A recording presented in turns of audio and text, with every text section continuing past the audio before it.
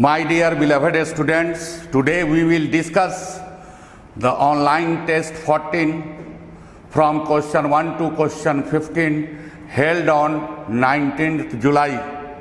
First question is related to gravitation.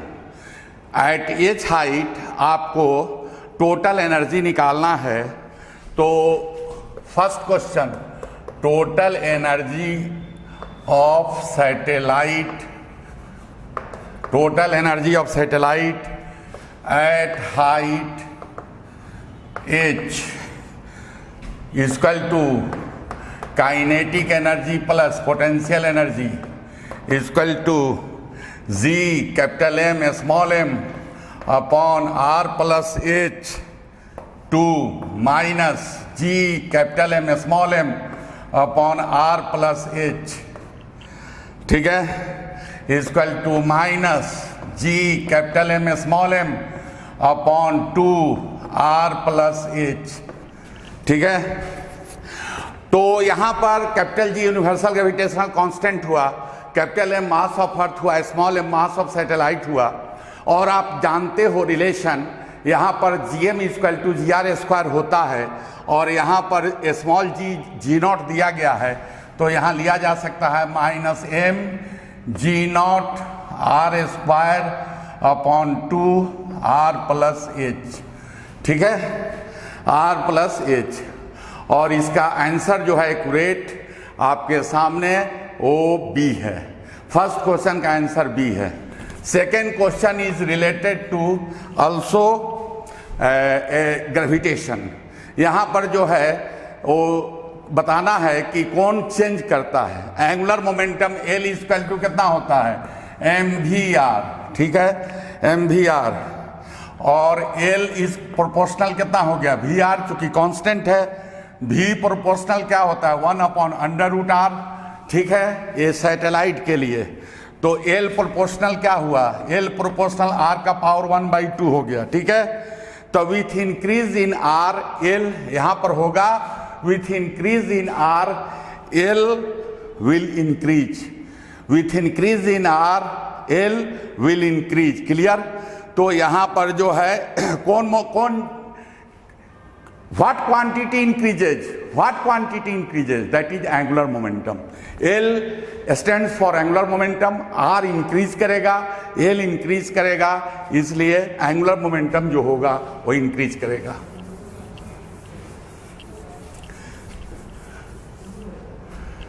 Question number 3 related to यहाँ पर surface tension. तो T equal to कितना होता है, T equal to R H rho g by 2, ठीक है। H इक्वल टू कितना होगा, और H equal to 2T by R rho g 2 into 75 into 10 के पावर -3, T का मान दिया गया है, R का मान है 0.25, डेंसिटी हो गया 10 के पावर 3, G का मान 10, इसे सॉल्व करेंगे तो आएगा 60 मिलीमीटर, 60 मिलीमीटर। और and we know that from Jurin's law H1 H dash R dash equal to HR, और R dash equal to HR upon H dash.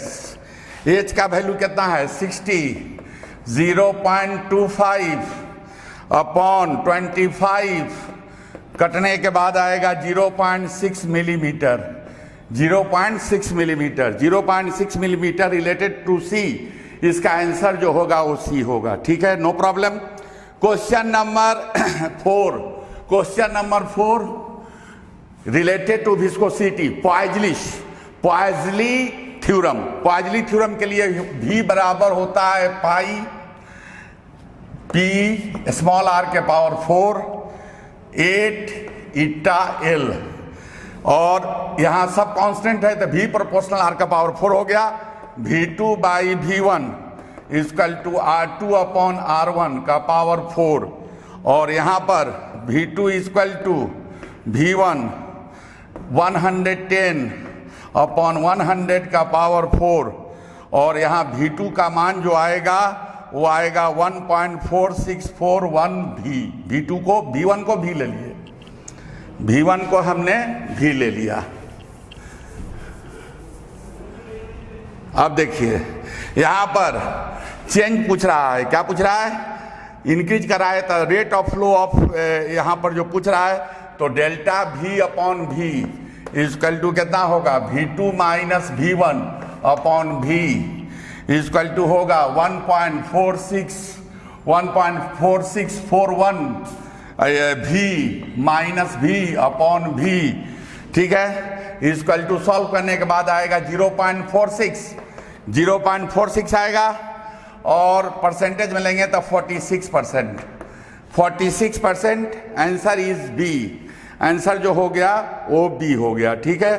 Question number 5 जो है यहाँ पर जो है 4 joule per second rate of flow of heat है, ठीक है। टेम्परेचर डिफरेंस जो है 100 डिग्री से 110 डिग्री सेंटीग्रेड है। अब आपको कह रहा है कि rate of flow of heat क्या होगा जब टेम्परेचर डिफरेंस 200 डिग्री सेंटीग्रेड से 210 डिग्री सेंटीग्रेड है।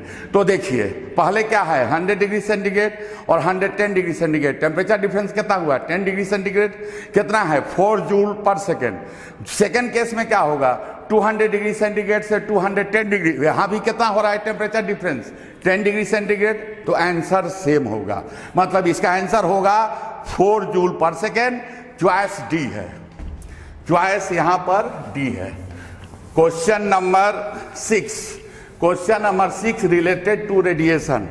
Question number 6 related to radiation. तो यहाँ पर जो है विंस डिस्प्लेसमेंट लॉ जानते हो, lambda M into T equal to कितना हुआ constant, lambda M into T equal to constant, lambda M dash upon lambda M equal to T upon T dash. यहाँ पर टी का मान कितना हो गया, टी का मान 200 केल्विन में लेंगे तो 1500 केल्विन होगा और इसका लेंगे तो 2500 केल्विन होगा क्योंकि 1000 और बढ़ रहा है।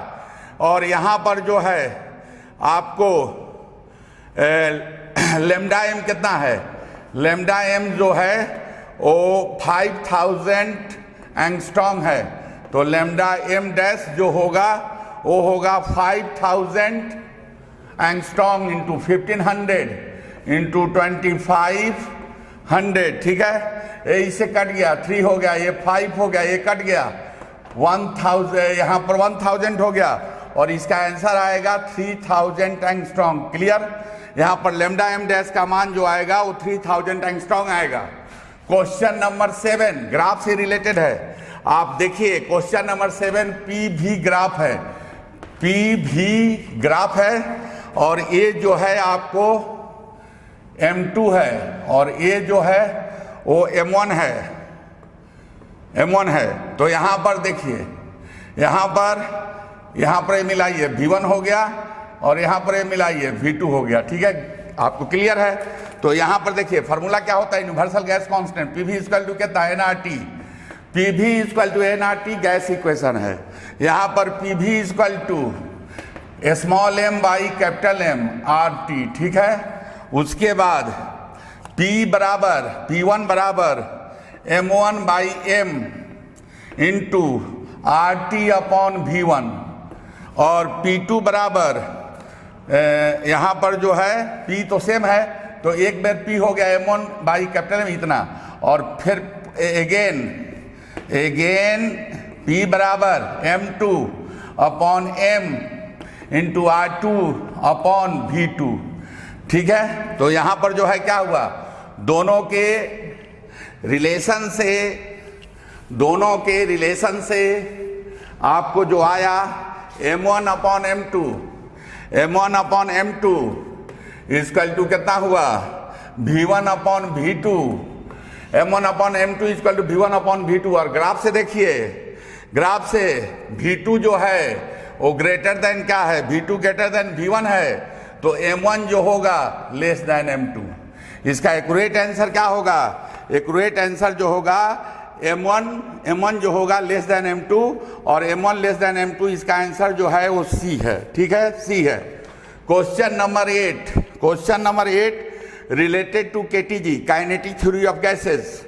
आपको टेम्परेचर बताना है कि किस टेम्परेचर पर ऑक्सीजन का आरएमएस स्पीड जो होता है इसके वेलोसिटी के इक्वल हो जाता है। V r m s equal to कितना, v r m s equal to v e, v r m s equal to v e. तो v r m s equal to v e, यहां पर we r m S का मान के term में, Boltzmann constant के term में लेंगे तो 3 kT अपॉन कितना है, small M, 3 kT upon small M. और इसके वेलोसिटी होता है अर्थ का 11.2 किलोमीटर पर सेकेंड।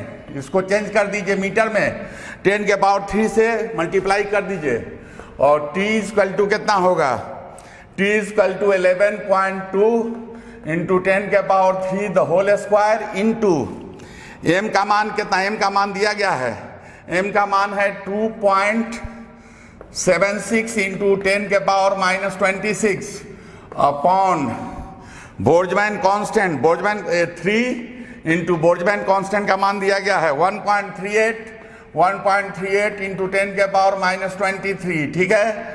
और सॉल्व करने के बाद t का मान जो आएगा 8.326 इंटू 10 के पावर 4 केल्विन। क्लियर, t का मान आएगा 8.326 इंटू 10 के पावर 4 केल्विन, ठीक है। ये जो है केल्विन में आ गया, कैपिटल एब्सोल्यूट टेम्परेचर है। क्लियर है। अब देखिए यहां पर question number 9 related to thermodynamics, question number 9 related to thermodynamics. तो from first law of thermodynamics delta Q equal to कितना होता है, delta U plus delta W. For adiabatic process delta Q equal to 0 हो गया, तो 0 equal to कितना हुआ, delta U plus delta W. और डेल्टा यू इक्वल टू कितना हुआ, minus delta W. Delta U equal to minus delta W हुआ। और ये चॉइस जो है आपका आंसर ए है, ठीक है, इसका आंसर ए है। क्लियर लिखा हुआ है delta U equal to minus delta W for adiabatic process. Question number 10 जो है, question number 10 related to thermodynamics. यहां पर v बाई टी ग्राफ है, v by T equal to कितना हुआ, v by T equal to constant, delta w equal to कितना हुआ, p delta v equal to n r delta t ले सकते हैं। और एन आर डेल्टा टी को क्या लिख सकते हो, टीबी माइनस टी ए, ठीक है। और डेल्टा क्यू कितना होगा, मोनोएटॉमिक है, क्या है, हाँ मोनोएटॉमिक गैस है। Delta Q equal to NCP delta P TB minus T A, temperature difference same होगा। और इसका वैल्यू जो होता है n 5r/2, यहां पर Cp का वैल्यू होता है 5r/2 मोनोएटॉमिक के लिए, Tb माइनस Ta, ठीक है।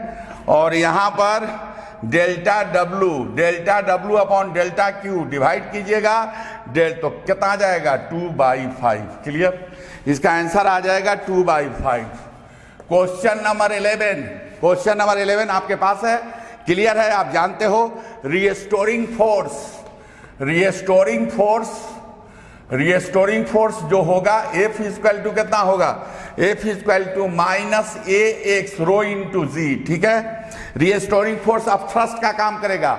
ये क्या है, area of cross section, X तक वो पुश हुआ, रो डेंसिटी है एंड G। और यहां पर MA force equal to MA minus AX rho G, ठीक है। और A इक्वल टू कितना हो गया, A equal to minus A rho G upon small m into x, ठीक है। T बराबर कितना होगा, T बराबर 2 under root m upon A rho G, ठीक है। आ गया टाइम पीरियड, कितना आ गया, T बराबर 2 अंडर रूट m स्मॉल m upon A rho G. तो इसमें जो चॉइस आपके सामने जो दिया गया है, एक ही चॉइस फुलफिल हो रहा है। T प्रोपोर्शनल कितना, बाकी कांस्टेंट है 1 upon under root a. Clear, T proportional 1 upon under root a. और आंसर बी, इसका आंसर जो है बी है। क्वेश्चन नंबर 12 जो है, क्वेश्चन नंबर 12 को याद रखिए, एसएचएम से रिलेटेड है। यहाँ पर रेशियो पूछ रहा है किसका, kinetic energy upon potential energy. Kinetic energy कितना होगा, 1/2m a square minus y square into omega square. Potential energy का कितना होगा, 1/2m omega square y square, omega square cancel, answer कितना होगा, a square minus y square upon y square. Answer आ गया a square minus y square upon y square, और answer जो होगा वो सी होगा। ठीक है, आंसर सी होगा।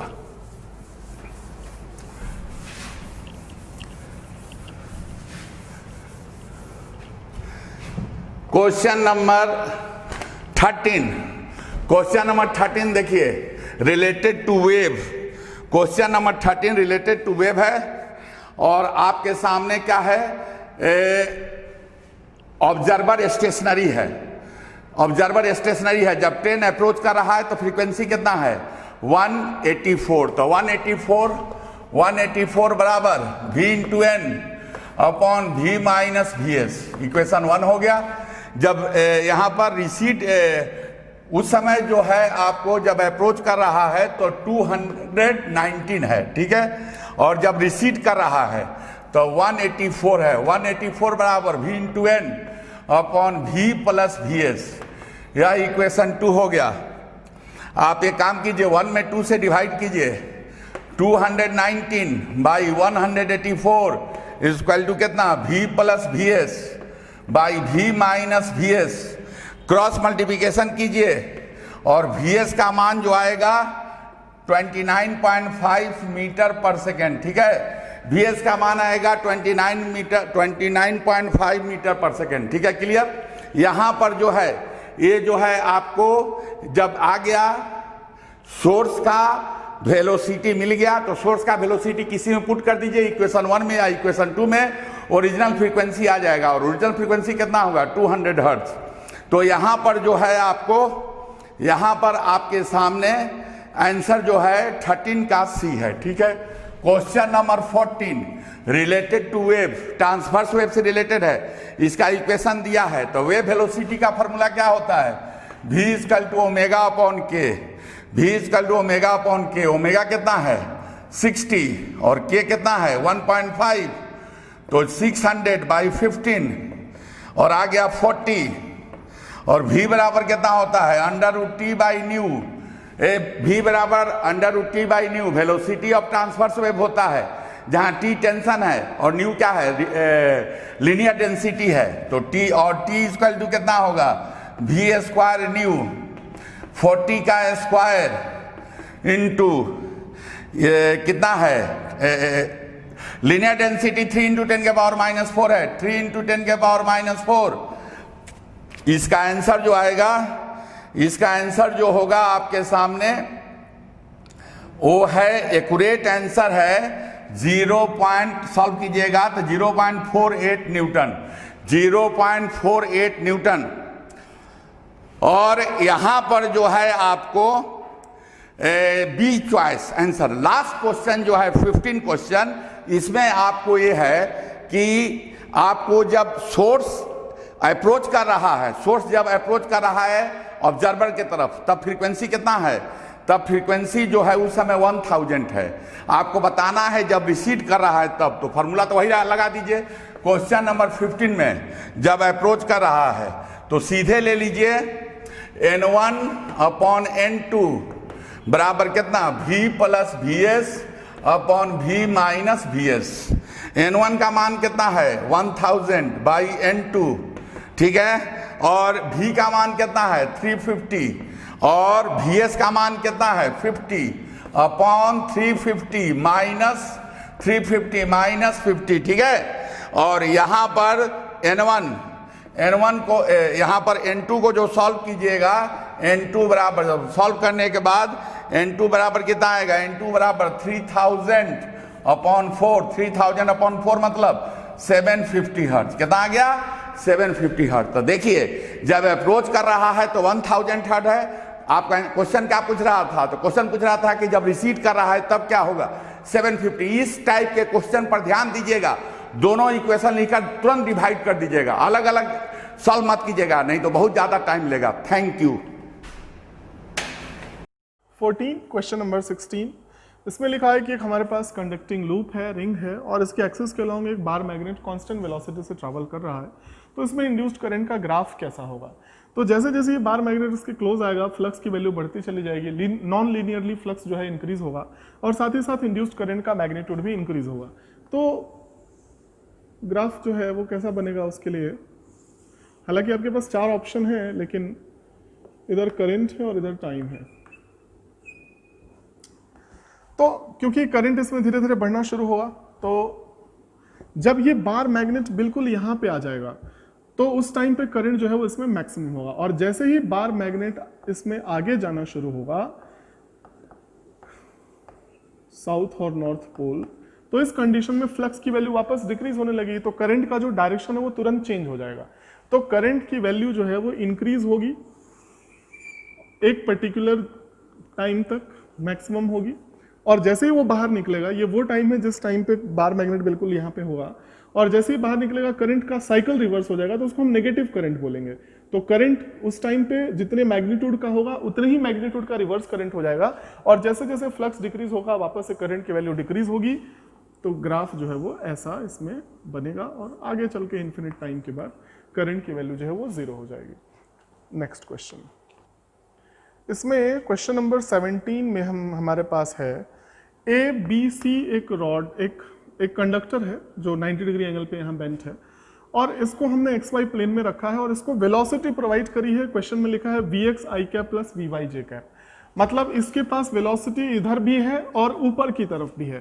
तो Vx जो है कंपोनेंट वो इस पूरे सिस्टम को आगे ले जाएगा, और Vy जो कंपोनेंट है इस पूरे सिस्टम को ऊपर ले जाएगा।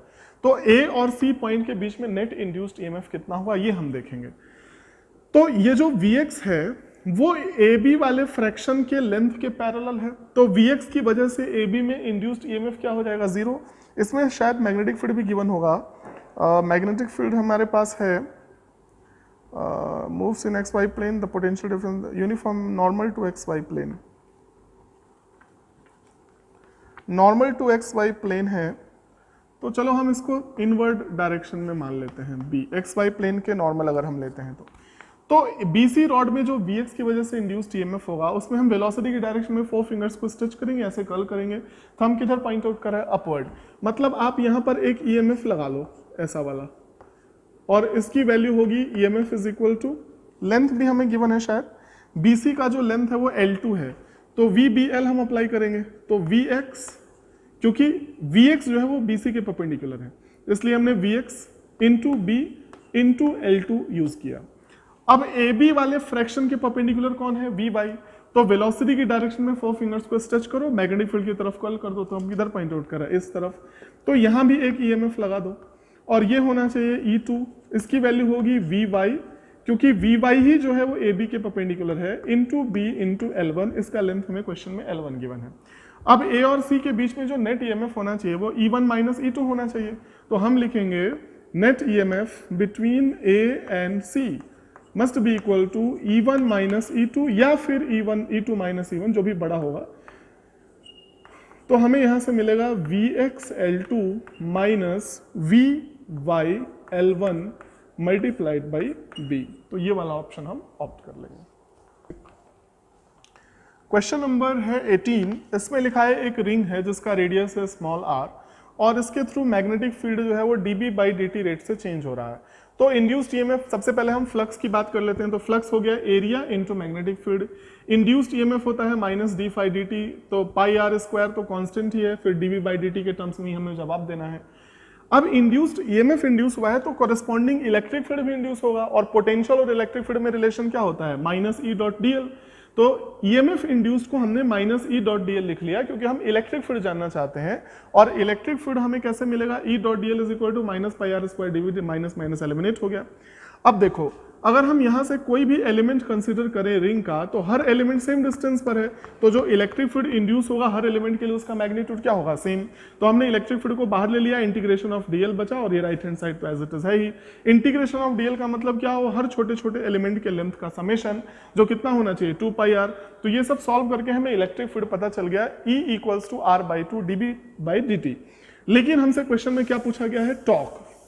अब देखो हम टॉर्क कैसे डिसाइड करेंगे। इंड्यूस्ड इलेक्ट्रिक फील्ड हमेशा क्लोज्ड लूप के फॉर्म में होता है, जबकि इलेक्ट्रोस्टैटिक फील्ड लाइंस कभी भी क्लोज्ड लूप के फॉर्म में नहीं होती।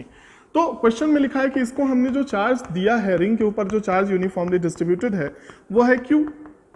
तो Q चार्ज डिस्ट्रीब्यूटेड, तो हमने एक छोटा सा एलिमेंट लिया, इस छोटे से एलिमेंट का जो चार्ज होगा वो dq हो जाएगा, और इलेक्ट्रिक फील्ड जो है वो इस एलिमेंट के लेंथ के अलोंग इधर ही है।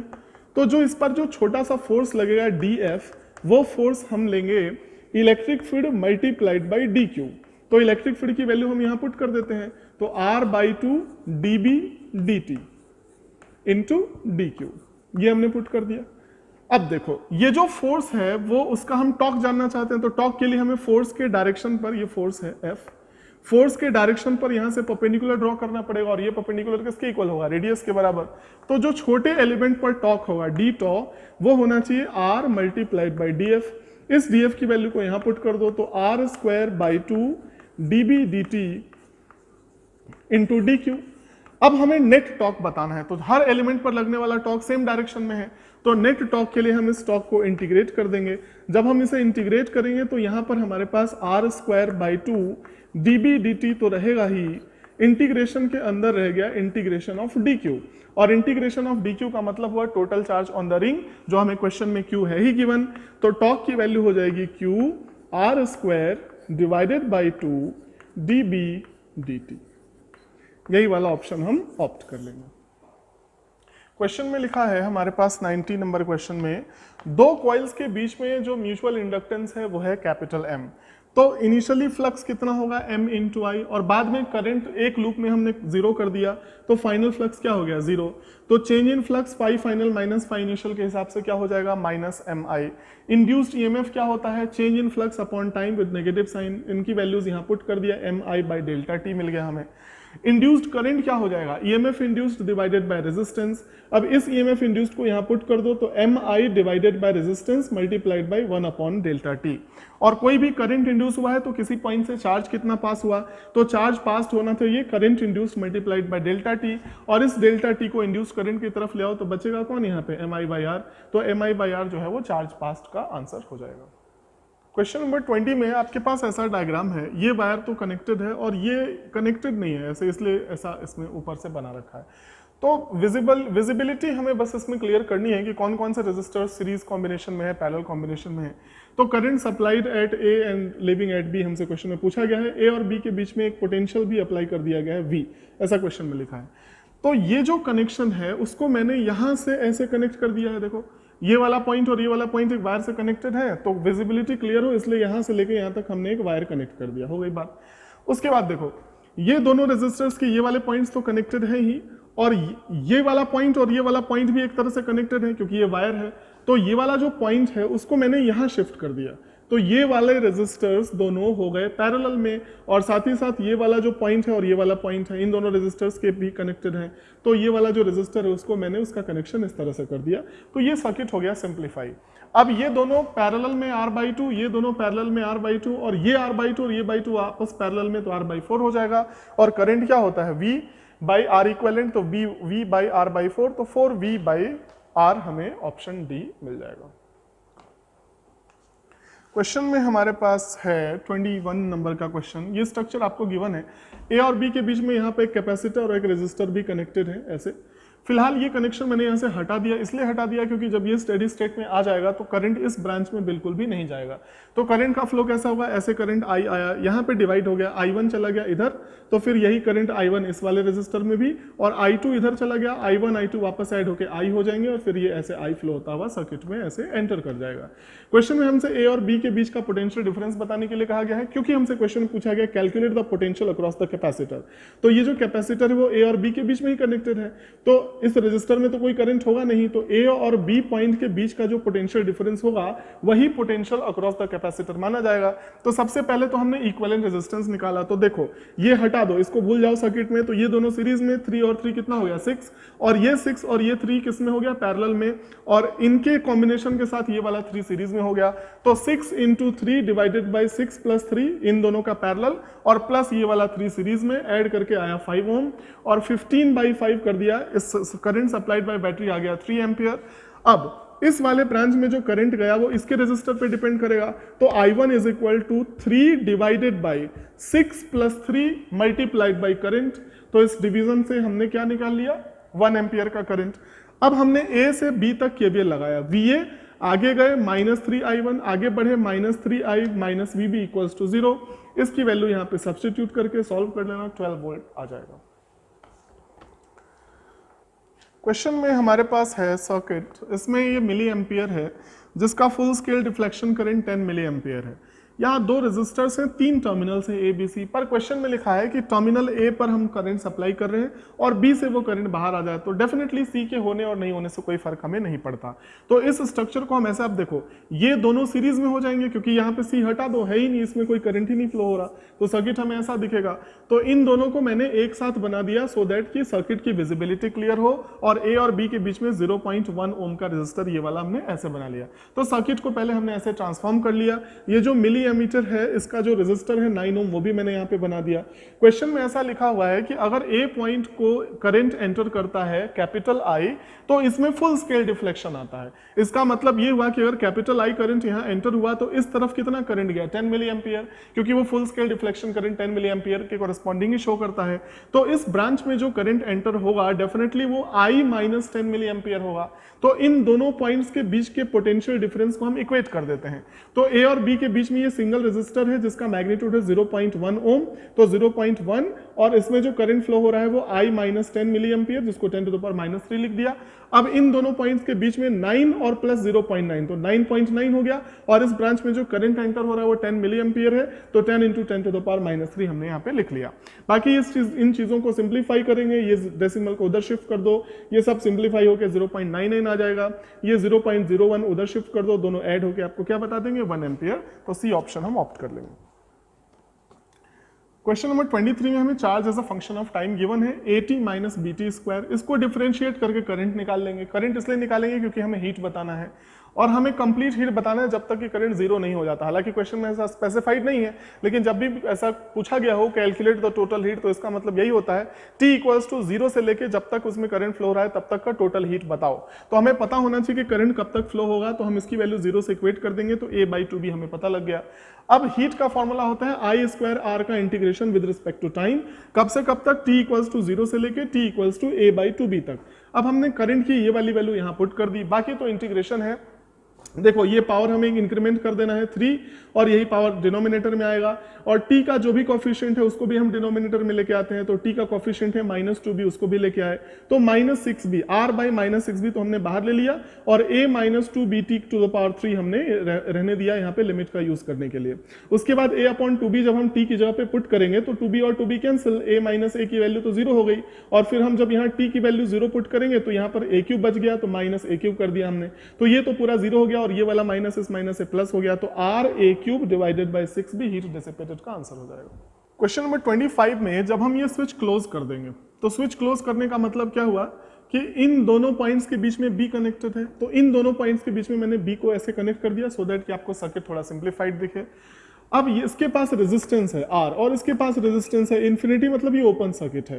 तो कुल मिला के इन दोनों की रीडिंग इक्वल कब होगी, क्वेश्चन में हमसे ये पूछा गया है।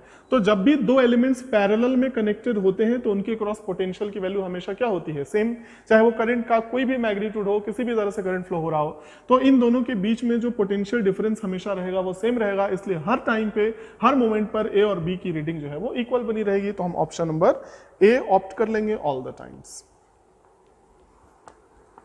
क्वेश्चन में लिखा है हमारे पास एक यूनिफॉर्म रॉड है, L लेंथ, मास M है उसका, स्मॉल l है, और इसे हमने ऐसे हॉरिजॉन्टल प्लेन में एंड के अबाउट ओमेगा वेलोसिटी से रिवॉल्व किया।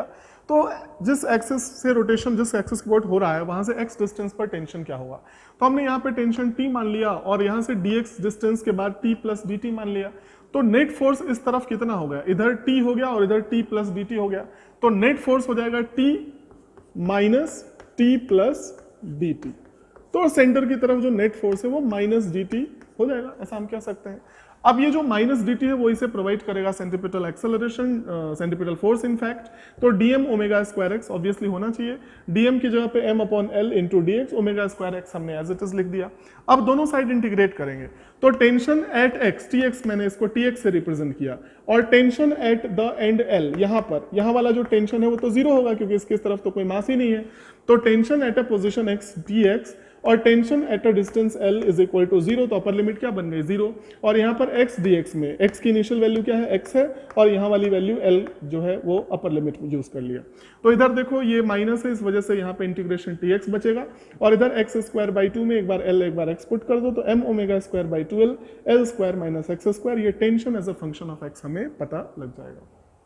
एक यूनिफॉर्म रिंग है, क्वेश्चन नंबर 27, क्योंकि 26 जैसा ही था तो वो मैंने डिस्कस नहीं किया, हम 28 की बात कर रहे हैं। तो यूनिफॉर्म रिंग है, ये ओमेगा वेलोसिटी से खुद की एक्सिस के अबाउट रिवॉल्व कर रहा है, तो इस रिंग में टेंशन हमसे पूछा गया है। तो हमने कई बार किया है, हालांकि इसका डिटेल्ड फ्री बॉडी डायग्राम बना के एक्सप्लेनेशन हमने किया था कि किसी भी एलिमेंट पर सेंटर की तरफ जो टेंशन नेट लगता है वो टी डी थीटा होता है। हालांकि टेंशन होता है ऐसा टेंजेंशियल है, इधर टी और इधर टी, इनके हम कंपोनेंट्स लेते हैं तो T sine D theta by 2 आता है, वो सब सॉल्व करके टी डी थीटा हमेशा हम याद रखेंगे। इससे क्या होगा कि जब भी हमसे रिंग में किसी भी चैप्टर में टेंशन पूछा जाएगा तो हम क्विक कैलकुलेशन परफॉर्म कर पाएंगे। तो इस छोटे एलिमेंट पर सेंटर की तरफ जो फोर्स लगा वो कितना लगा, टी डी थीटा, और यही टी डी थीटा इस एलिमेंट को सेंट्रीपिटल फोर्स प्रोवाइड कर रहा है। तो हमने लिखा DM omega square R, omega square R हमने एज इट इज यूज कर लिया।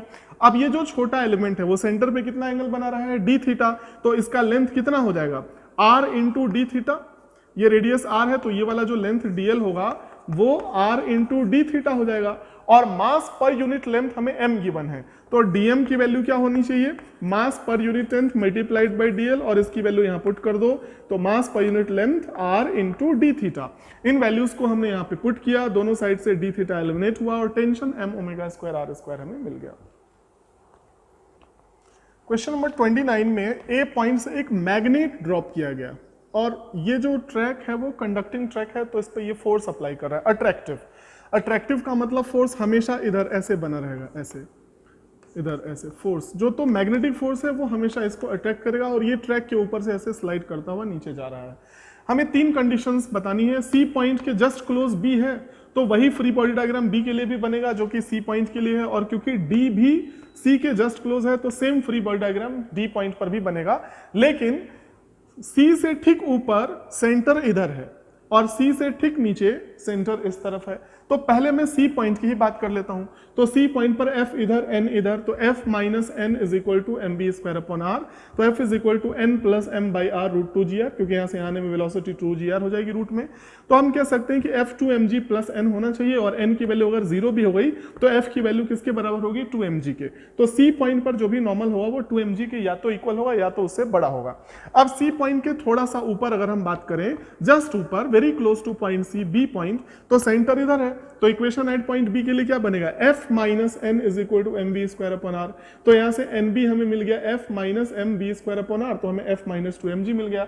जबकि डी पॉइंट की बात करें तो यही वाला free body diagram D point के लिए भी वैलिड होगा, लेकिन इस बार सेंटर कहां है, यहां, तो net force directed towards the centre क्या माना जाएगा, एन माइनस एफ, इसलिए N D minus F is equal to M B square upon R, और फिर से हम एफ को उधर ले जाएंगे तो प्लस हो जाएगा, और एफ प्लस बी स्क्वायर की जगह पे 2 जी आर पुट करोगे तो एफ प्लस 2 एम जी आ जाएगा। तो ये क्वेश्चन नंबर 29 था। क्वेश्चन नंबर 30 में आपसे डिस्क का मोमेंट ऑफ इनर्शिया पूछा गया, ये तो फॉर्मूला ही होता है तो वो आपको पता ही होगा, तो ये कंप्लीट हो गया। 31 onwards. In question number 31, there are 2 paths, first and second, shown in the figure. बेटा 31 में 2 पाथ दिया हुआ है, एक पाथ में लाइट रे ऐसे जा रहा है और दूसरे पाथ में लाइट रे ऐसे ट्रेवल कर रहा है। दोनों सोर्स के बीच, ये सोर्स हमारा S1 है, ये सोर्स हमारा S2 है, S1 और S2 के बीच का डिस्टेंस दे रहा है 1.5 लैम्डा। तो कहता है if you start at indicated travel along path 1 और path 2 the interference produce maxima along। तो बेटा आप जानते हो मैक्सिमा के लिए पाथ डिफरेंस 0 होना चाहिए। आप कहोगे कि सर अगर हम पहले पाथ में ऐसे अगर हम जाइए, हमारा पहला पाथ है तो कोई भी पॉइंट ऑफ ऑब्जर्वेशन है सर, तो यहाँ से लाइट रे ट्रेवल करेगा x डिस्टेंस, तो यहाँ से भी ट्रेवल करेगा x डिस्टेंस, क्योंकि यह बीचों बीच है सर। यहाँ पाथ डिफरेंस हमारा क्या मिलेगा बेटा? 0 मिलेगा। 0 मिलेगा, इसका मतलब हमको मैक्सिमा अकर करेगा। सो आंसर विल बी, है ना, पाथ 1 ए। समझने के लिए पाथ 2 में क्या कहोगे तुम? सर पाथ 2 में अगर कोई पॉइंट ऑफ ऑब्जर्वेशन P है तो सर यहां से लाइट रे अगर यहां पर पहुंचा और x डिस्टेंस ट्रेवल किया तो यहां से यह distance x plus delta x होगा सर। सर मतलब डेल्टा x जो मिलेगा बेटा 1.5 लेमडा मिलेगा, 3/2 लेमडा मिलेगा। आप जहां देख रहे हो odd integral multiple of lambda by 2 है। आप कहोगे यहां क्या मिलेगा सर? मिनिमा मिलेगा। हमें मैक्सिमा के बारे में पूछा जा रहा है, तो मैक्सिमा किस पाथ पे मिलेगा? पाथ 1 पे मिलेगा। So answer will be 1। बेटे क्वेश्चन नंबर 32 में कहता है 3 waves of equal frequencies having amplitude 10 micrometre, 4 micrometre, 7 micrometre arrive at a given point with successive phase difference of π/2। पहला हमारा 10 माइक्रोमीटर का है, माइक्रोमीटर में है सर। आपको मैंने बताया था कि वेव को हम लोग वेक्टर के एम्पलीट्यूड के रूप में ये कर सकते हैं, है ना। एम्पलीट्यूड को हम वेक्टर के रूप में व्यक्त कर सकते हैं। एक हमने वेक्टर लिया 10 माइक्रोमीटर मैग्नीट्यूड का, यहाँ से लेकर के यहाँ तक। इससे फेज डिफरेंस 4 माइक्रोमीटर का एक और दूसरा वेक्टर है जो 90 डिग्री एंगल पर है, इससे फेज रख रहा है 90 डिग्री एंगल। तीसरा बेटा 7 माइक्रोमीटर का है आपका, तुम कहोगे कि सर इससे जो है 90 डिग्री फेज पर ऑलवेज हेड टू हेड या tail to tail angle measure करेंगे 90 डिग्री फेज पर, मतलब इसके और इसके बीच का फेज डिफरेंस हो जाएगा 180 डिग्री।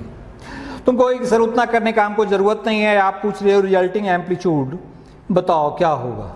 तो बेटा यहाँ से यहाँ तक तुम कह रहे हो 10, यहाँ से यहाँ तक कह रहे हो 7, तो यहाँ से यहाँ तक 3 कह रहे हो कि नहीं सर? यह 3 और ये हमारा 4, resultant initial point two final point को मिलाने वाला लाइन सर, ये हमारा होगा रिजल्टेंट। तो ये 3, ये 4, तो ये हमारा क्या मिलेगा?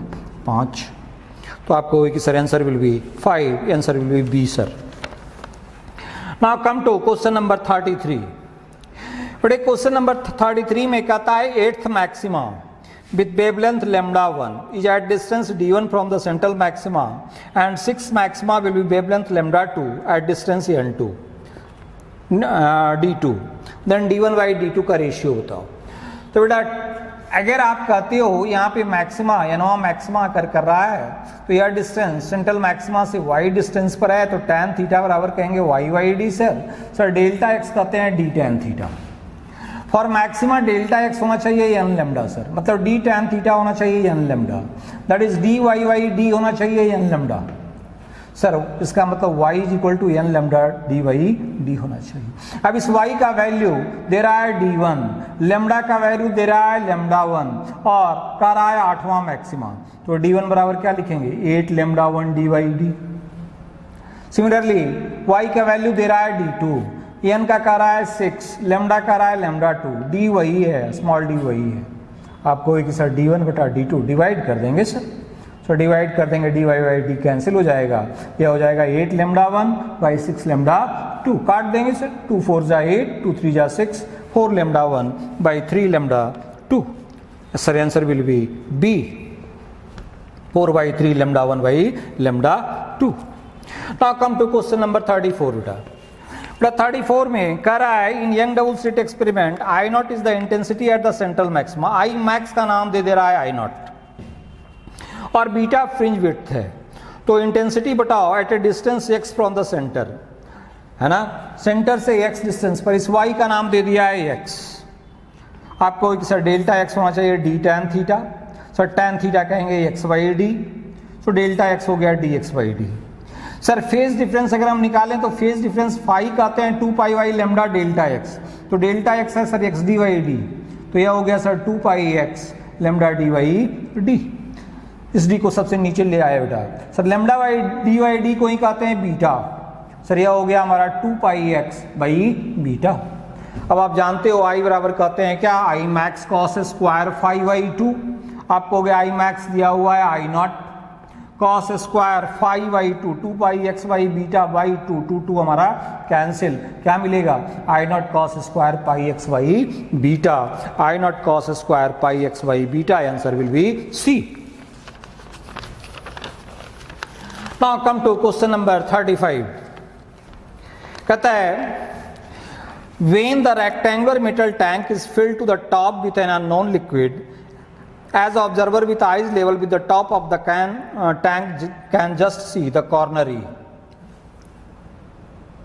इस कॉर्नर को देख सकता है ऑब्जर्वर, मतलब यहां से लाइट रे आना चाहिए और ऐसे जाना चाहिए। तुम कहोगे ऐसे तभी जाएगा सर जब ये एंगल हमारा क्रिटिकल एंगल हो। सर ये 3 दे रहे हो आप, ये 4 दे रहे हो आप, तो बोल बेटा ये 5 होगा कि नहीं। साइन थीटा से क्या कहेंगे, परपेंडिकुलर बाई हाइपोटेनस, तो ये हो जाएगा 4/5। सर साइन थीटा से कहते हैं 1/μ, तो 1/μ हो गया 4/5, तो म्यू क्या मिला 5/4, लगभग 1.2। सो ये आंसर विल बी ए। अब आते हैं 36 नंबर क्वेश्चन पर।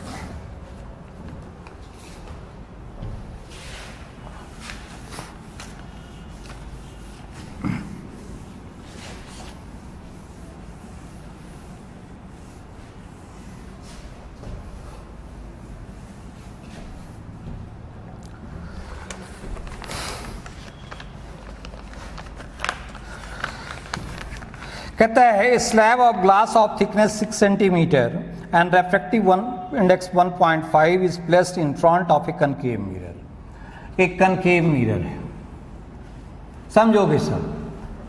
36 ये बेटा कनकेव मिरर है।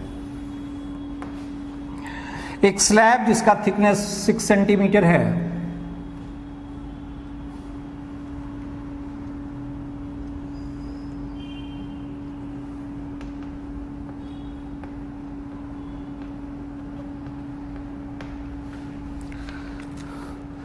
परपेंडिकुलर रखा गया है प्रिंसिपल एक्सिस की, रेडियस ऑफ कर्वेचर दिया हुआ है 40 centimetre and reflected image coincides with the object from the mirror. बेटा आप जानते हो कोई लाइट रे तभी कनकेव मिरर से रिफ्लेक्ट होगा, अपने पाथ को रिट्रेस करेगा यदि वह सेंटर ऑफ कर्वेचर से गुजरता हुआ प्रतीत हो। आप कहोगे कि सर यह रे जो है अगर यहां पर ऐसे पहुंचता है तो ये अपने पाथ को रिफ्लेक्ट करेगा, रिट्रेस करेगा सेम ढंग से यदि यह आपका सी से ही गुजरता, तभी यह पॉसिबल है। ये लाइन हमारा सी से आना चाहिए, कोई दिक्कत नहीं सर। बेटा एक ऑब्जेक्ट को रखा गया है, तुम्हारा रेडियस ऑफ कर्वेचर मिरर दिया हुआ है 40 सेंटीमीटर, या डिस्टेंस दिया हुआ है 40 सेंटीमीटर। तुम कहोगे कि सर ऑब्जेक्ट को इधर रखना पड़ेगा, क्यों इधर क्यों नहीं? तो सर आपने हमको समझाया था कि मिरर को समझना आंख है ना। सर मिरर को अगर आंख हम समझेंगे है ना, तो ये ऑब्जेक्ट हमारा रेयर मीडियम में है और इसे व्यू किया जा रहा है डेंसर मीडियम के थ्रू, इसके थ्रू। ये हमारा मिरर है। सर कहने का मतलब हुआ कि अगर कोई लाइट रेवटा यहां पर आता है, सपोज करो सर रिफ्रैक्शन होता है, यहां से रिफ्रैक्शन होगा, रिफ्रैक्शन के बाद यह ऐसे जाएगा, ये लाइट रे एक्चुअली यहां होना चाहिए और इससे जब जाएगा है ना, तो ये आपको कि सर ये हमारा सेंटर ऑफ कर्वेचर से यहाँ मुड़ेगा नॉर्मल की ओर, और फिर यहाँ पर आपका ये होगा और ये जाएगा इस तरफ से। फिर तुम कहोगे सर पाथ अपने जब ये करेगा तो उल्टा हो जाएगा, प्रिंसिपल ऑफ रिवर्सिबिलिटी हो जाएगा या ऑब्जेक्ट पर ये करेगा, है ना। बेटा ये हमारा शिफ्ट है, नॉर्मल शिफ्ट एक्स है। बोलो इस सिचुएशन में नॉर्मल शिफ्ट एक्स के लिए क्या फॉर्मूला दिया हो तुमको? तो एक्स के लिए फॉर्मूला दिया है सर म्यू -1 बटा mu into T. Sir mu दे रहे हो 1.5 -1 बटा 1.5 इंटू 6। सर यह हो गया 0.5 बाई 1.5 इंटू 6।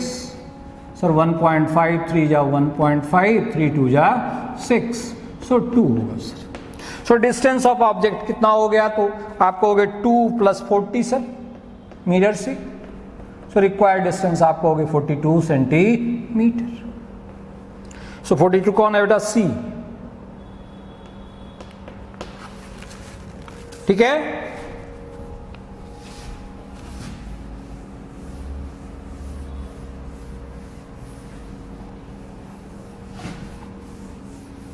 अब आते हैं 37 नंबर क्वेश्चन पर।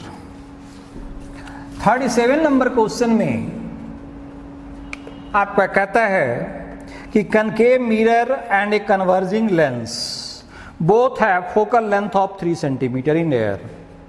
जब उसको डिप कर दें वाटर में, रिफ्रैक्टिव इंडेक्स 4/3 दिया हुआ है, तो बता नया फोकल लेंथ लेंस और मिरर का क्या होगा? तो आपके क्लास में मैंने प्रूव किया है कि हवा में फोकल लेंथ अगर एफ तो पानी में याद रखना 4f। तुम कहोगे कि सर हवा में था लेंस का 3 सेंटीमीटर, तो यह हो जाएगा sir 4 × 3 that is 12 centimetre. Sir mirror के केस में रिफ्रैक्टिव इंडेक्स का कोई मतलब नहीं है, तो मीडियम चेंज करने से भी उसके फोकल लेंथ में कोई चेंजिंग नहीं होगा। तो मिरर का तो फोकल लेंथ अनचेंज रहेगा, लेकिन लेंस का कितना हो जाएगा बेटा? 12 सेंटीमीटर। तो आपको answer will be A sir. Now come to 38 number question.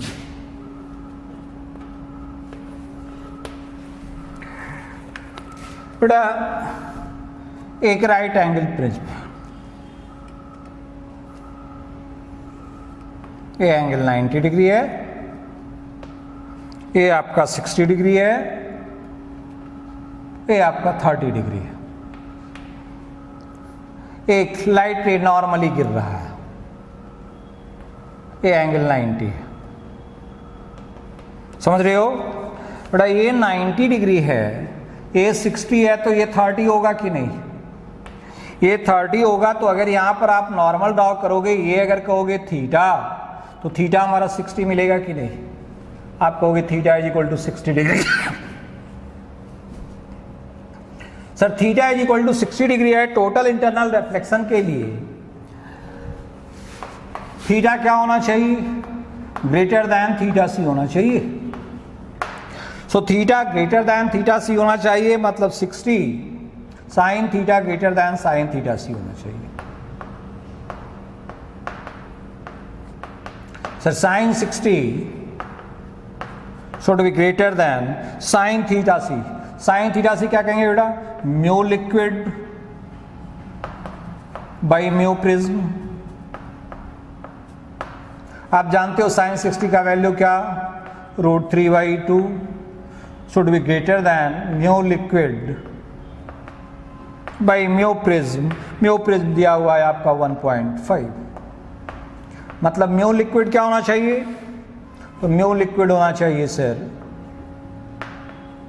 Less than 1.5 √3/2। Calculate कर लो, 0.75 × 1.77 लगभग लेस दैन तुम कहोगे 1.3। सो मैक्सिमम वैल्यू इसका होना चाहिए 1.3। कोई दिक्कत नहीं ना? तो 38 का आपने कहा 1.3, answer will be B sir. ठीक है। 38, 1.3, वेरी गुड। अब आते हैं 39 नंबर क्वेश्चन।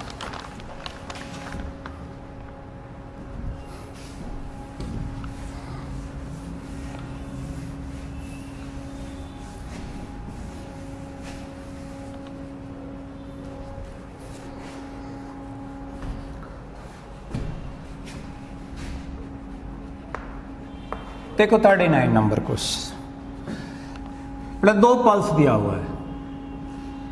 पल्स आपका कुछ इस ढंग का है, हाई लो, फिर आपका हाई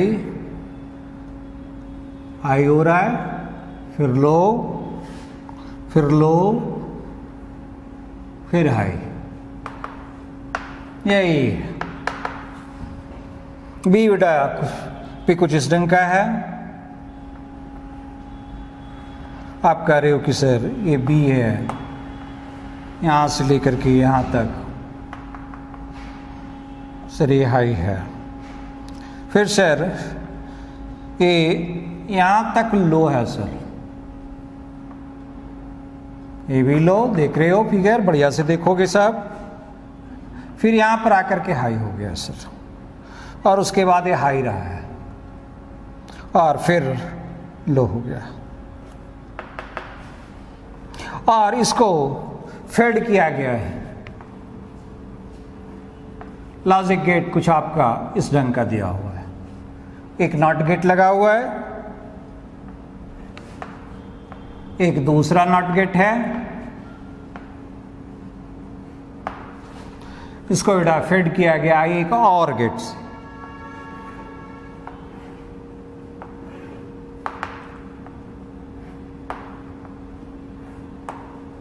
सर यह ए है, यह बी है, तो ऑब्वियसली बेटा यह ए बार है और ये हमारा बी बार है।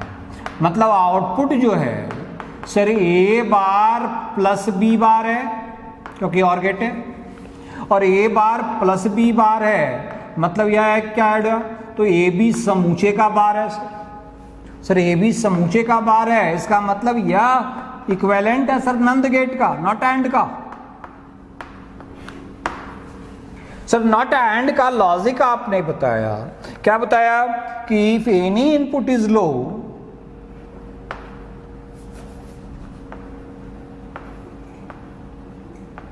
Any input is low, output is high, output is high, output will be low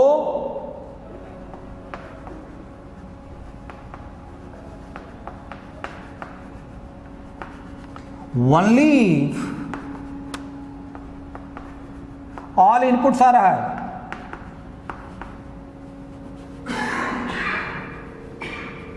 अगर सारे इनपुट हाई मिलेंगे तभी हमारा आउटपुट जो है लो होगा।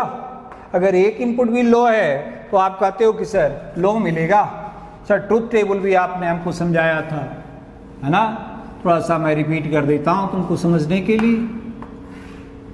सर ये है ये है बी, ये अगर वाई है सर 0 0, क्या मिलेगा 0 इंटू 0 0, 0 का उल्टा 1, 0 1, 0 इंटू 1 0, 0 का उल्टा 1, 1 0, 1 इंटू 0 0, 0 का उल्टा 1, 1 1, सर 1 1 1, 1 का उल्टा 0।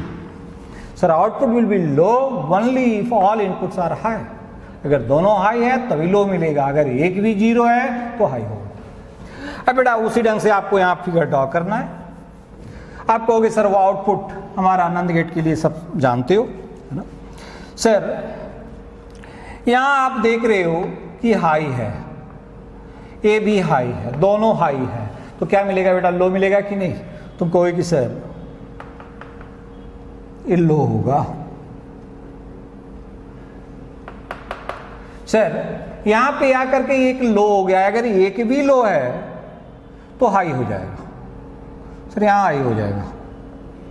सर देख रहे हैं यहां तक हमारा लो है, यहाँ तक क्या रहेगा बेटा, हाई रहेगा। सर यहाँ पर ये आकर के हाई हो गया है ना, और फिर ये हमारा सर लो है, तो आप कहोगे एक भी लो रहेगा सर, तो लो रहेगा सर, ये यहाँ तक मिलेगा सर। इसके बाद आप दे ही नहीं रहे हो, क्या है यहीं तक आप शो कर रहे हो, है ना सर। क्या होगा बेटा, केवल और केवल इतना ही हम कहेंगे। So answer will be A.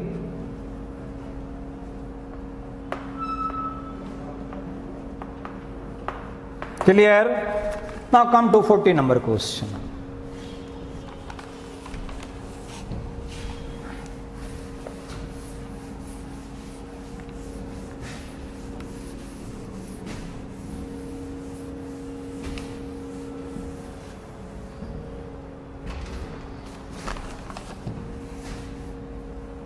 Sir 40 number question.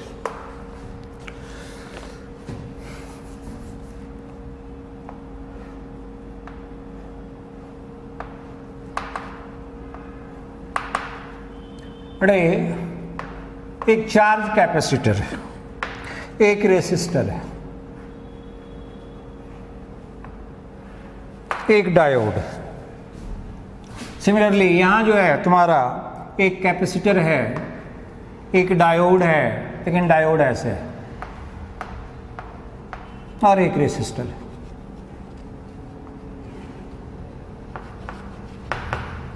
AC आप कहोगे कि सर इसके क्रॉस पोटेंशियल डिफरेंस अगर हमारा भी है तो शुरू में जो चार्ज होना चाहिए Q0 वह CB के बराबर होना चाहिए। सर प्लस माइनस एक Q0 जो होना चाहिए CB के बराबर होना चाहिए। सर आपने डिस्चार्जिंग सर्किट का फॉर्मूला हमको दिया था, Q is equal to Q0 into 1 minus Q0 into e to the power, discharging का है, e to the power minus t by R C. That is यह sir Q0 into e to the power t का रहे हो R C के बराबर, तो R C by R C क्या हो गया बेटा, 1 हो गया। दैट इज यह क्या मिलेगा सर, Q0 बटा ई मिलेगा एक टाइम कांस्टेंट के बाद। आप कहोगे कि सर ये डायोड हमारा फॉरवर्ड बायस्ड होगा, तो हमको Q0 बाई ई मिलेगा। दैट इज यह क्या मिलेगा, BC बटा Q0 को कहेंगे CB या BC बटा ई मिलेगा सर। सर यहाँ सर ये प्लस है और ये माइनस है, ये रिवर्स बायस होगा सर, रिवर्स बायस होगा, ये ओपन सर्किट हो गया sir. Q is equal to Q0 के बराबर होगा, मतलब CB होगा सर। मतलब आंसर क्या होगा बेटा, BC बटा ई और BC, तो क्या रिवर्स बायस्ड हो गया सर। तो BC बटा ई और BC, answer will be B। Now come to 41 number question. Just मैंने आपसे पूछा है ना, what there be any advantage, would there be any advantage to adding N type और P type impurities to copper. अगर copper में हम N type या P टाइप इम्प्योरिटी डोप करें तो क्या कोई एडवांटेज होगा कि नहीं? नहीं सर। क्यों? क्योंकि कॉपर हमारा क्या है, मेटल है।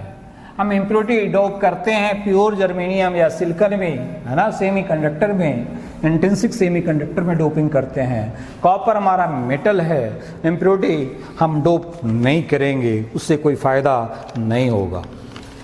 सो answer will be no. In question number 42 देखो बेटा, दिया हुआ है तुम्हारा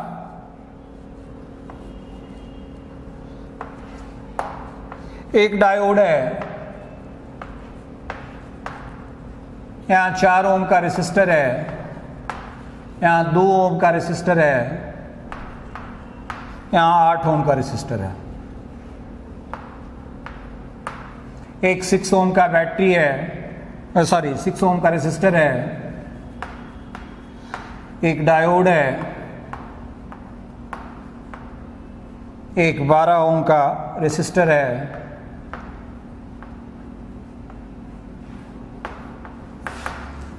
और ये पॉइंट बी है जिसका पोटेंशियल कार्य हो -2 वोल्ट है। और यह पॉइंट ए है जिसका पोटेंशियल कार्य हो -10 वोल्ट है। बोल कौन ज्यादा है, ए ज्यादा है कि बी ज्यादा है? किसका पोटेंशियल ज्यादा है? आपको कहे कि सर बी का पोटेंशियल क्या है, ज्यादा है, क्योंकि यह कम माइनस है और यह ज्यादा माइनस है। सर बी हाई है, मतलब बी, ए के रेस्पेक्ट में बी क्या है बेटा, पॉजिटिव है, और ए क्या है, नेगेटिव है। सर बी पॉजिटिव है और ए नेगेटिव है, मतलब ये डायोड क्या है? सर ये डायोड भी रिवर्स बायस है, क्योंकि ये नेगेटिव से जुड़ा हुआ है सर, ये रिवर्स है। सर ए पॉजिटिव है, पॉजिटिव से जुड़ा हुआ है सर, ए भी रिवर्स बायस है। दोनों डायोड रिवर्स बायस्ड है। सर इक्विवेलेंट सर्किट अगर आप ड्रॉ करेंगे तो कुछ इस ढंग का हो जाएगा।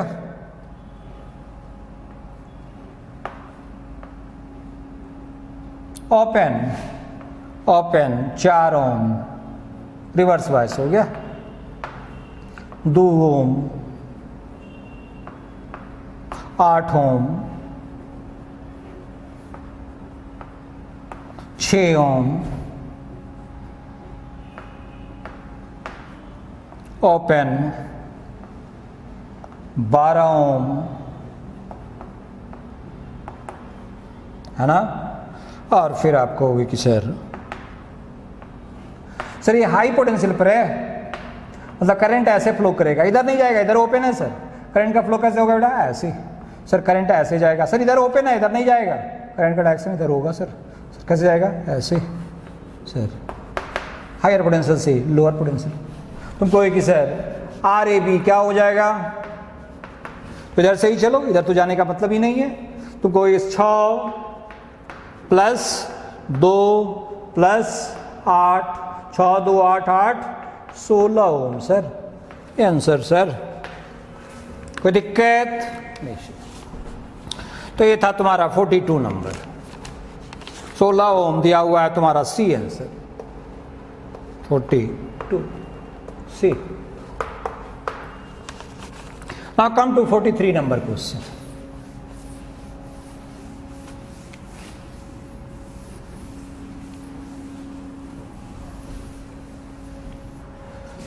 नंबर क्वेश्चन में ट्रांजिशन दिया हुआ है बेटा, एक आपका E है, एक 7/3 है एनर्जी, और एक 4E की एनर्जी है। ट्रांजिशन एक हुआ है 4E to E, और एक हुआ है 7/3E to E, यही ट्रांजिशन है। आप कहोगे 4E to जब E हुआ है सर, तो एनर्जी डिफरेंस हो गया 4E माइनस E, और यह होना चाहिए hc/λ, that is hc/λ1 sir. सो λ1 क्या हो गया बेटा, तो λ1 हो गया सर, 4E में ही जाएगा, 3 हो जाएगा सर, यह हो गया hc/3। सर जब 7/3 से E में जाएगा तब क्या मिलेगा, तो 7/3 minus E is equal to होना चाहिए सर hc/λ2। आप कहोगे कि sir this employees 4E, 3 LCM हो गया, 3E 7E में जाएगा, 4E/3 हो गया सर hc/λ2। सो λ2 क्या मिला हमको, तो λ2 मिला सर 3hc/4E। हमको रेशियो चाहिए λ1/λ2, तो λ1/λ2 क्या हो गया, तो hc/3/λ2 3hc/4E। आप कहोगे hc cancel sir, E cancel, 4/9 sir, 4/9। Answer is 4/9 कौन सा है बेटा, B. Answer will be B. Now come to 44 number question. ये था तुम्हारा 43, 44 नंबर क्वेश्चन। क्या कहोगे? कहता है if the mass of radioactive sample is doubled the activity of sample and disintegration constant of the sample are respectively. बेटा activity तो depend करेगा मास पर, है ना, total initial number of atoms पर, क्योंकि मास के आधार पर इनिशियल नंबर ऑफ एटम्स होंगे A=A0e⁻λT के रूप में। लेकिन डिके कांस्टेंट लेमडा जो है क्या उस पर डिपेंड करेगा? नहीं सर, लेमडा केवल और केवल मटेरियल के नेचर पर डिपेंड करेगा, कैसा एलिमेंट है, कैसा रेडियो एक्टिव सब्सटेंस है, उसका हाफ लाइफ क्या है, एवरेज लाइफ क्या है, क्योंकि आप लेमडा जानते हो क्या है, रेसिप्रोकल ऑफ एवरेज लाइफ है। तो आप कहोगे डिके कांस्टेंट में तो कोई चेंजिंग नहीं होगा सर, केवल और केवल एक्टिविटी हमारा बढ़ जाएगा। So answer will be A, activity will be increases and lambda does not change, that is remains the same. So answer will be A. Now come to 45 number question. कहता है बेटा ये hydrogen atom emits a photon corresponding to an electron transition from n=5 to n=1, 5 से 1 में गया। तो कहेगा sir 5 से 1 में गया तो एनर्जी रेडिएटेड हमारा क्या होगा? E बराबर क्या कहेंगे? तो E हो जाएगा सर, है ना, डेल्टा E हमारा क्या हो जाएगा? तो 13.6 into 1/NF square, that is 1/1 का square minus 1/NI square, that is 5 का स्क्वायर। इलेक्ट्रॉन वोल्ट क्या कहेंगे? Electron volt. सर यह होना चाहिए हमारा कितना? 25 13.6 इंटू 24/25 इंटू 1.6 इंटू 10⁻⁻⁹ होना चाहिए बेटा जूल। अब देख तू कहेगा कि मोमेंटम, कंजर्वेशन ऑफ मोमेंटम से मोमेंटम ऑफ हाइड्रोजन एटम जो होना चाहिए वो मोमेंटम ऑफ फोटॉन होना चाहिए। आप फोटॉन जो रेडिएट हुआ सर उसकी एनर्जी इतना दे रहे हैं और आप कह रहे हो कि E= आपने पढ़ाया PC, मतलब P बराबर क्या कहेंगे? तो E/C कहेंगे सर। तो यह होना चाहिए डेल्टा E/C, समझ रहे हो सर मोमेंटम ऑफ फोटॉन। आप हाइड्रोजन एटम के बारे में जानना चाहते हैं, मोमेंटम किसको कहते हैं बेटा? मास इंटू वेलोसिटी को कहते हैं। तो हाइड्रोजन का मास कितना कहोगे? तो mass of A proton sir 1.6 into 10⁻⁻27 बराबर होना चाहिए क्या? तो 13.6 into 24 into 1.6 into 10⁻⁻19 by C3 into 10⁸, है ना, mv मास इंटू वेलोसिटी। तो कहेगा कि सर वेलोसिटी कितना होना चाहिए? तो इसको इधर ले चले जाओ सर, v बराबर डायरेक्ट सब लिख रहे हैं 1.6 इंटू 10⁻⁻27। आप कोई कि सर 1.6 लगभग तुम्हारा कैंसिल, है ना। यहाँ देखो 19 और 8 27 भी कैंसिल, लगभग हमारा क्या मिलेगा? तो लगभग मिलेगा सर 13.6 इंटू 24, है ना, बटा 25 यहाँ छूट गया, बाई 25 इंटू 3, बेटा यह आ जाएगा लगभग तुम्हारा, सर ने कैलकुलेट किया है 4.352। आप कहोगे लगभग 4 metre per second sir, approximately. So answer will be C. So सारे क्वेश्चंस हो गए आपके, है ना। ओके बेटा, ठीक है, रहने देते हैं। और तुम लोग देख रहे हो वेबसाइट वगैरह ना, कहीं कोई क्यूरी हो बेहिचक पूछोगे, इवन सबके पास नंबर भी है मेरा, है ना, आप हमसे पूछ सकते हो। रहने देते हैं बेटा, ओके।